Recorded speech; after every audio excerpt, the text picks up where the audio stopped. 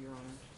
All right, this would be in KSD 518-905, Candace McDonald versus Michael McDonald. State your appearances. Russell Collins, bar number 11363, on behalf of plaintiff who is appearing telephonically. Okay, and in the future, Mr. Collins, we need a notice for each hearing that she's going to be appearing telephonically, otherwise the clerk has no way to know. Okay. All right. All right, and you are? Good morning, Your Honor. My name is Michael McDonald. All right, this is a status check on the refinance documents and the affidavit from your dad regarding the surrender of the weapons. Do you have the affidavit, sir? Yeah, Your Honor, my grandpa. It's my grandpa. He's actually out of town. They're actually out for 2 weeks. So my grandma went and got a notarized letter saying that they have. All right, it. and did you provide that to Mr. Collins? No, I brought it here to court. All right, if you could show him a copy of it.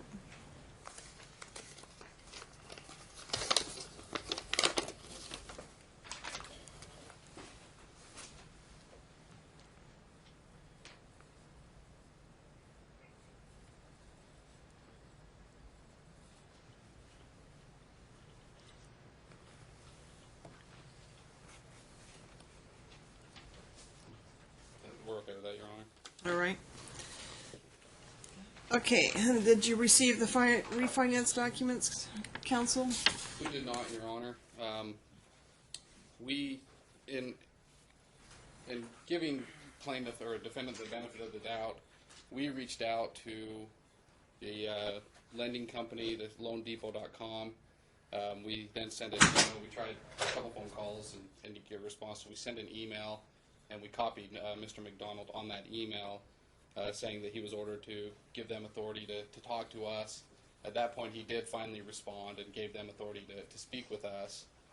And even with that, we received two documents. The only two documents we received was a loan application that was filed, I believe, in October, and then was denied in November. We got a letter that was denied, and those are the only documents that we received. Through some telephone communication with the lending company, we were advised that Mr. McDonald did file again in December, on December 27th, but that due to his debt-to-income ratio, that application was placed on hold. They weren't aware that he had been ordered to pay attorney's fees and medical payment and child support arrears. That those orders that had been in place and were reduced to judgment. We advised them of that, and that's when they said with that, at that debt-to-income ratio, it's not likely that this application can be approved, and definitely not for the amount necessary to pay Candace her community share of the equity. Your Honor, may I speak to that, please? Yes. So I did cooperate with getting all the documents that was requested. I gave them permission. They actually relentlessly called my loan company. They harassed them, kept calling them. I actually have recording. I just got off the phone with them. They said that my refi is a clean refi. They are able to do the refinance, but they need a final number, which is still under appeal because the judge actually ordered, Judge Marquis ordered that I pay her attorney's fees $25,000. They didn't take in consideration the $10,000 Candace took, the half equity in the vehicle, which is almost $7,000, and a couple of other things. I'm not going to go back and relitigate those. So the final number is. So the final number is still under appeals, Your Honor. So they're waiting to do a refi based on that. So. Yes, Your Honor. What was the amount of the equity that was ordered? There wasn't a final number because we were waiting. He was going to do the appraisal. He was going to get an appraisal from the company. They haven't done an appraisal on the property, so we don't know. And that's why it's difficult to even get the refinance because there hasn't been an appraisal. There has been, Honor. We understand. Mr. McDonald, it's not your turn. I apologize. The Candace entered into a real estate contract. They were going to list the home at $189,900, which would put a little over $112,000, a little more than that in equity. $119,000 in equity. We believe there's $72,000 owed on the home. Based on his loan application, they had the home value at $205,000, which would be even more equity, but we don't know how they're coming up with those numbers. Your Honor, can I speak? Right. The final number is the appraisal value of the home. and she gets her share of the equity. But Your Honor, there's actually a lot of orders that were put in place that weren't considered Mr. McDonald, for the amount that's either you refinance it at the appraised amount, or I'm going to give them the order to have you removed from the house and the house sold.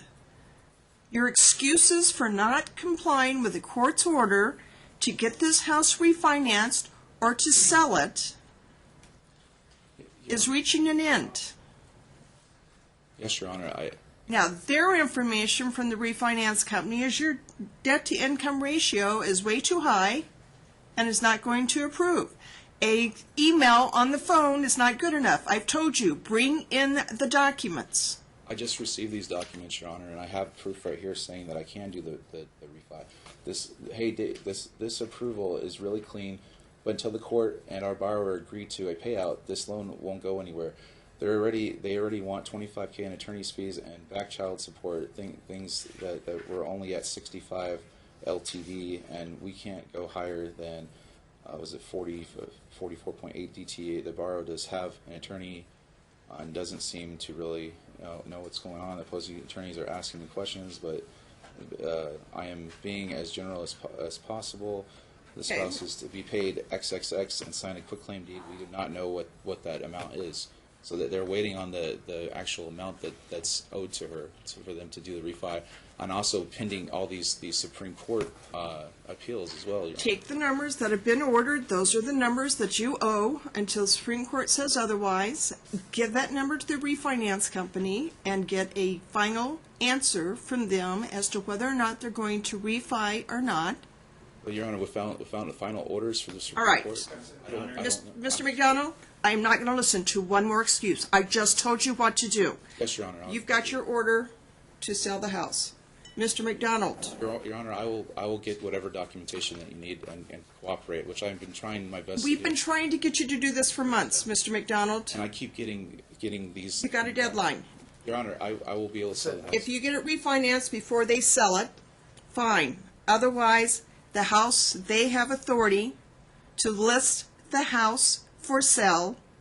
And if you won't sign the proper documentation, I will grant the order, giving the clerk the right to sign the documents on your behalf. Can my motion for stay please be granted? Depending Not on without you putting up a bond, bond, Your Honor? a supersedious bond, to show that you will be able to pay your wife what is owed to her, And your her attorney's ex-wife, fees? what is owed to her, and the fees that are already ordered by the court.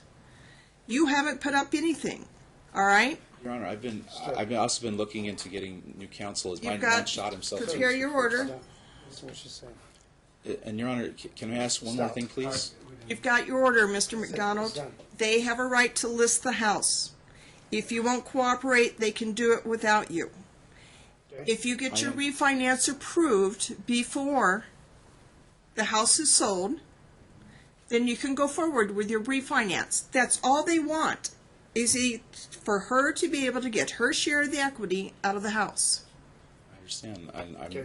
And you're holding her up from being able to go forward on her life because what you are doing is impacting her credit.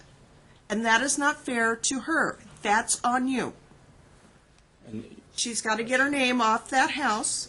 It's your responsibility to get her name off that house. You haven't met your responsibility, so now the ball's in their court.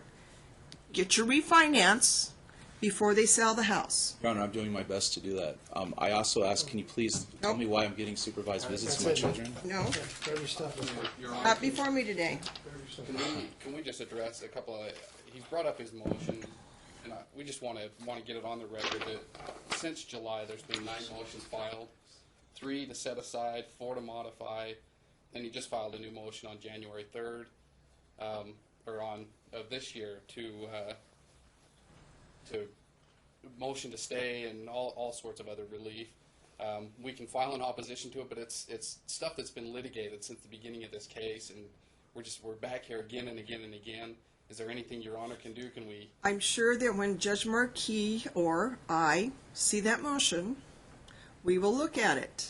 And if it's just a re-litigation of what's already been litigated and already ruled on by this court, yes, there will be attorney's fees awarded in this case. So keep that in mind, Mr. McDonald. Yes, Your Honor. One last thing, Your Honor, that we just want to get this on the record because of the appeal. It was something that I should have noticed for a motion that was filed back in October 7th by defendant. A receipt of copy was submitted with that, with alterations. It has my signature, but it's been clearly altered from a receipt of copy that I think you need to have a meeting with the district attorney's office. Okay. Your Honor, may I please ask? No, Mr. McDonald. Why I don't Not have, why- without a proper motion in front of me. No.